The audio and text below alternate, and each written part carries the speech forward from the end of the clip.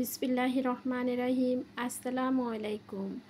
Welcome to my channel Mim moms vlog থেকে। আমি সালমা বলছি, ঢাকা থেকে। প্রতিদিনের মতো চলে আসলাম আজকে আবার আরেকটা ভিডিও নিয়ে। কেমন আছো তোমরা সবাই? আশা করি যে যেখানে আছো তোমরা সবাই ভালো আছো। আলহামদুলিল্লাহ, আমিও ভালো আছি আমার পরিবারের সবাইকে নিয়ে।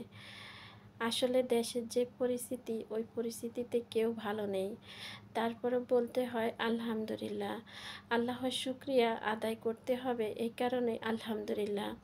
প্রতিদিনের মতোই চলে আসলাম আজকে আবার আরেকটা ভিডিও নিয়ে। আশা করি প্রতিদিনের মতো একটা লাইক দিয়ে আমার পুরোটা ভিডিওর সাথে থাকবা। সকাল বিকাল দুই বেলা চা খেতে আমরা অনেকেই ভালোবাসি। তবে চাটা যদি বিভিন্নভাবে তৈরি করা হয় তাহলে কেমন হয়? হ্যাঁ, চাটা বিভিন্নভাবে তৈরি করা যায়। কেউ মশলা চা খায়, কেউ দুধ চা খায়। তবে এই চাটাকেও বিভিন্নভাবে তৈরি করে বিভিন্নভাবে এটা স্বাদ নেওয়া যায়। আমরা যারা চা খেতে পছন্দ করি তারা কিন্তু এই চাটাকে বিভিন্নভাবে তৈরি করি।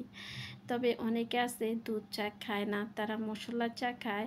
তবে আমরা যারা চা পছন্দ করি তারা কিন্তু বিভিন্নভাবে চাটা তৈরি করে চাটার স্বাদ নেওয়ার জন্য বিভিন্নভাবে চাটা তৈরি করা শিখে যাই।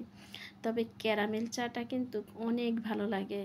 আমার অনেক আপুরাই দেখি এই ক্যারামেল চাটা তৈরি করে। তবে আমিও মাঝে মাঝে এই ক্যারামেল চাটা তৈরি করি, আমার কাছে অনেক ভালো লাগে। খুবই ভালো লাগে এই চাটা। যারা খেয়েছে শুধু তারাই বলতে পারবে এই চাটার স্বাদ কেমন। অনেক ভালো লাগে। কার কার এভাবে চা খেতে পছন্দ কমেন্টে জানাইতে পারেন। এখন এই মুহূর্তে কার কার চা খেতে ইচ্ছে করে সে চলে আসতে পারেন আমার বাসায়। আর যদি আসতে না পারেন, চটপট করে বাসার মধ্যে 1 কাপ চা তৈরি করে নেন। আর খুব মজা করে 1 কাপ চা খেয়ে আমাকে কমেন্টে জানাবেন আপনার কাছে কেমন লাগলো। যারা চা খেতে পছন্দ করে না তাদেরও কিন্তু এই চাটা খেলে মনটা ভালো হয়ে যাবে। অনেক ভালো লাগে খেতে। অনেকে তো আছে দিনের মধ্যে কয়েকবার চাটা খাওয়া হয়ে যায়।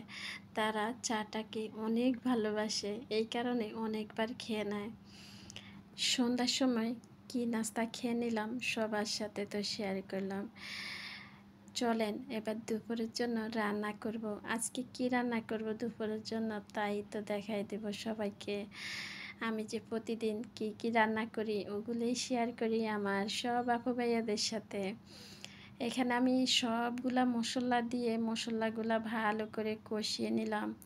মশলাগুলো যখন ভালো করে কষানো হয়ে গেল, এখানে আমি আগে থেকে মুরগিটারে ভালো করে ধুয়ে নিয়েছি। মুরগিটা যখন ধোয়া হয়ে গেল, এবার মুরগিটা দিয়ে দিলাম। মুরগিটা দিয়ে এবার মুরগিটারে ভালো করে কষিয়ে নিব। মুরগিটা কষাইতে কষাইতে আমি আমার আপু ভাইয়াদেরকে প্রতিদিন যে রিকোয়েস্টটা করে আজকে করলাম। আমার আপু ভাইয়ারা যারা আমার সাথে এ পর্যন্ত চলে এসেছেন, এখন পর্যন্ত একটা লাইক দেন নাই, একটা লাইক দিয়ে দেন। আর আমার ভিডিওগুলো দেখেন, এখন আমার চ্যানেলটা সাবস্ক্রাইব করেন নাই, চাইলে আমার চ্যানেলটা সাবস্ক্রাইব করে রাখতে পারেন। আমি যখন যে ভিডিও আপলোড করব আপনাদের কাছে নোটিফিকেশন চলে যাবে। সময় সুযোগ বুঝে আমার ভিডিওটা দেখে দিতে পারেন। যারা এই কাজটা করেছেন তাদেরকে জানাচ্ছি অসংখ্য অসংখ্য ধন্যবাদ। আমি প্রতিদিন সব আপু ভাইয়াদের কাছে একটা লাইক চেয়ে নিই। কেন বলতে পারেন? মনে একটা আনন্দ কাজ করে, এই কারণে একটা লাইক চেয়ে নিই। আর সবাই খুব সুন্দর করে একটা কমেন্ট করে যায়। এই কমেন্টের মায়ায় পড়ে গেছি। এই কমেন্টের মায়ায় পড়ে যাইয়া প্রতিদিন আমি ঘরে কি কি রান্না করি ওগুলিয়ে তোমাদের সাথে শেয়ার করি। এই কমেন্টের মায়া যে এত আগে জানা ছিল না। সত্যি এত সুন্দর সুন্দর কমেন্ট আমার আপু ভাইয়েরা করবে যে কমেন্ট সত্যি ভোলার মতো না। কোনটা রেখে কোনটা পড়বো, আমার তো সবই ভালো লাগে। সত্যি তোমাদেরকে অনেক অনেক অনেক ধন্যবাদ, অনেক অনেক অনেক দোয়া রইল এভাবে আমার পাশে থাকার জন্য, এভাবে আমাকে সাপোর্ট করার জন্য।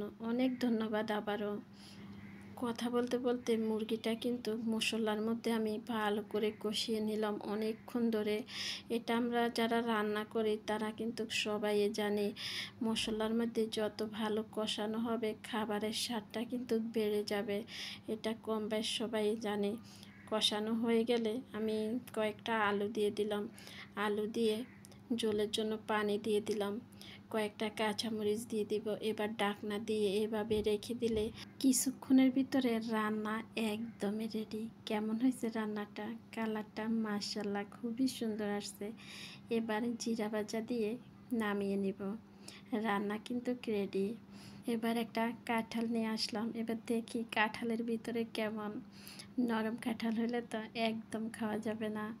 আমার মতোই আমার মেয়েটাও নরম কাঁঠাল খেতে একদম পছন্দ করে না। ছেলের বাবা দুজনে নরম কাঁঠাল খেতে খুবই পছন্দ করে। তাদের কাছে বলে নরম কাঁঠাল খুবই ভালো লাগে। তবে কাঁঠালের কালারটা কিন্তু খুবই সুন্দর দেখাচ্ছে। অনেকে আছে এই কাঁঠাল খুলতে চায় না, হাত নষ্ট হয়ে যাবে বলে। আমি কিন্তু হাতের মধ্যে সর্ষের তেল মাখিয়ে নিলাম যেন আমার হাতে না লাগে। এভাবে যদি কাঁঠাল খোলা হয় হাত একদমই নষ্ট হবে না। কে কে নরম কাঁঠাল খান কমেন্টে জানাবেন। আজকের মতো আমি এখানে বিদায় নিব। সবাই ভালো থাকবেন, সুস্থ থাকবেন। সবাই সবার জন্য দোয়া করবেন। আল্লাহ যেন সবাইকে ভালো রাখে, সুস্থ রাখে, নিরাপদে রাখে। আল্লাহ হাফেজ। আসসালামু আলাইকুম।